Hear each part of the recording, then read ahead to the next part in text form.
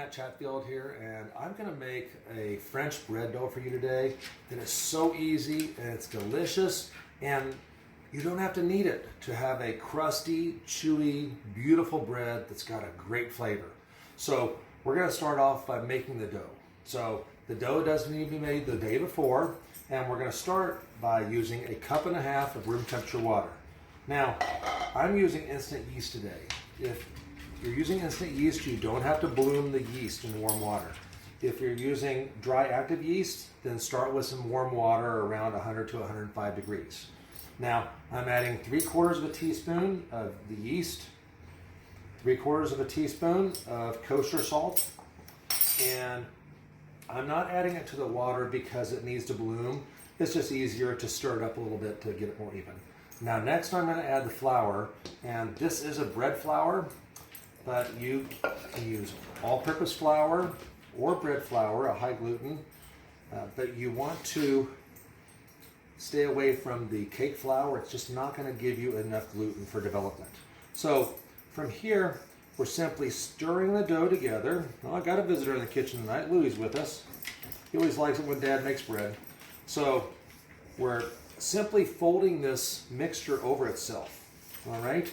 We don't need to knead it. We're just developing the dough, mixing those wet pockets into the dry pockets and kind of pulling that all together. So kind of a fold over itself, if you will. Very simple, just like that. All right? So 1 or 2 more folds, and that dough, if you can see, is pretty much ready to go. Now, not too much hard work on that one. We'll be right back for the next step. And we're going to let this one rise for about 3 hours covered at room temperature. Okay, be right back with the next step. For the next step, this dough was mixed together. It rose for 3 hours at room temperature, and then it went in the refrigerator overnight. That's really important because that's where the gluten develops. The hydration of the flour actually develops the gluten or the chew or the protein, the structure of that dough. All right. So I pulled this out about an hour ago. I like to work with a cool dough. And from there, we're going to simply get a little flour on our hands to loosen that dough up in the bowl. Okay. It's got some gases built up in it right now. That's good. And we are going to deflate those gases because we're going to need to shape this dough. And we're going to make a classic French bread today. And we're going to start with this really wet dough, dipping it into the flour on one side, and then we're simply going to take and we're going to use this rounding motion where we tuck it around the other side or the underside with our fingers. Okay, kind of tucking one finger over there. I'm not pulling too hard. Okay, you're going to start to see some bubbles form on the crust out here. That's good. Don't go too far or they'll start to burst a little bit. Okay, and that shape right there is really nice. You see how it's holding its own shape? We've trained that gluten, if you will, to hold its shape. A little pinch on the bottom, and then that's going to go onto a tray to bake on some parchment. Now, I like to sprinkle a little bit of bread flour over the top of that. That's going to act like a warm blanket for that dough. And so that dough is going to rise for the next 2 to 3 hours. This size dough is going to need about 2.5 hours at a nice 70-degree temperature. Okay, so we'll be right back to put that dough in the oven. Hi, okay, we're back and we have our dough that's risen.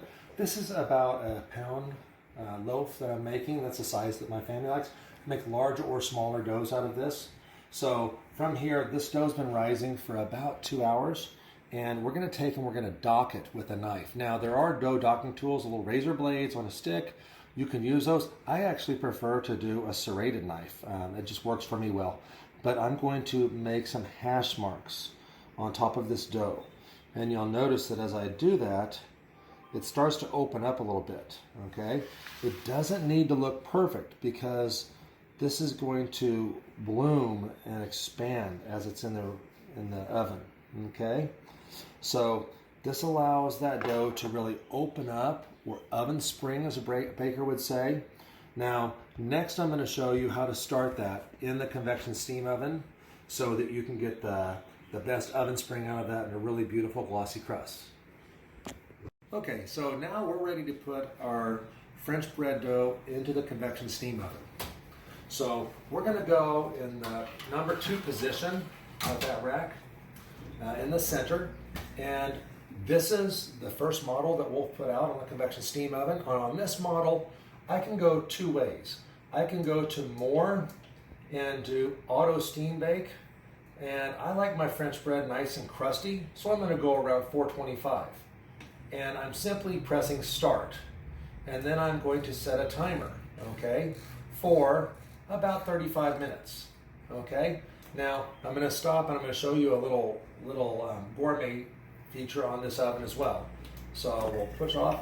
We're going to go into that gourmet button in the middle, and we're going to click it, and we're going to start to see A1, A2, A3. When we go up to A10, A11, A11's bread. Okay, that's using the auto steam bake mode as well. And we're going to click on that, medium brown, lightly browned, well browned. I like it nice and crusty, well browned. So it's asking me if I'd like to start. Yes. So that's going to bake the bread for about 47 minutes, no preheat involved at all. And in a few minutes, you're going to notice quite a bit of moisture build up to where you really can't see inside the oven when you turn that light on. It'll be full of steam because that's actually steaming the dough for 6 or 7 minutes before it goes into the dry mode. And that might seem a little odd if you're not familiar with what a professional bakery bakes their artisanal breads like. They start with a steam jacket and then they go into that dry mode. This oven's programmed to do that for you. You don't have to set anything other than that mode and the time, and it takes care of it for you, okay? The result is this is going to give you really nice, shiny, crusty bread. And if you don't have a convection steam oven, you want to play around with your range oven or with your M-series wall oven, I would suggest 400 degrees on a convection mode. And if you want to mist it with some clean water out of a food-safe squirt bottle to give it a little bit of extra moisture on that crust before it goes in, that would work well as well, okay? So we will be back in just a moment and I'll show you the finished product. Okay, we're back. And we have our finished bread loaf out of the oven. Oh, as you can see, my kids could not help but cut into that when it cooled off. But I want you to notice, you see the open air pockets in that bread? That's where that yeast has done its job and let that open up in the oven and just develop that beautiful grain inside. This is not going to have a sourdough flavor necessarily. It's going to have a fermented flavor, more substantial than a dough that's done the day of, okay? And I want you to notice also, okay, do you hear that crust? Really nice and crusty, okay? And if we go in to cut it, this has been out of the oven for a couple of hours now, okay? We've got this really beautiful crusty bread that's just wonderful. It gives you the opportunity to do some great bread in your home, 4 ingredients. You don't have to get a workout kneading that dough. Just make that dough the day before. And that dough is good for, I found, up to 5 or 6 days. I can pull a chunk out, cut it off, shape it, and let it rise, and I've got fresh bread that day. So whether you're making that 1-pound batch or you're going to make a batch with multiple loaves for the week.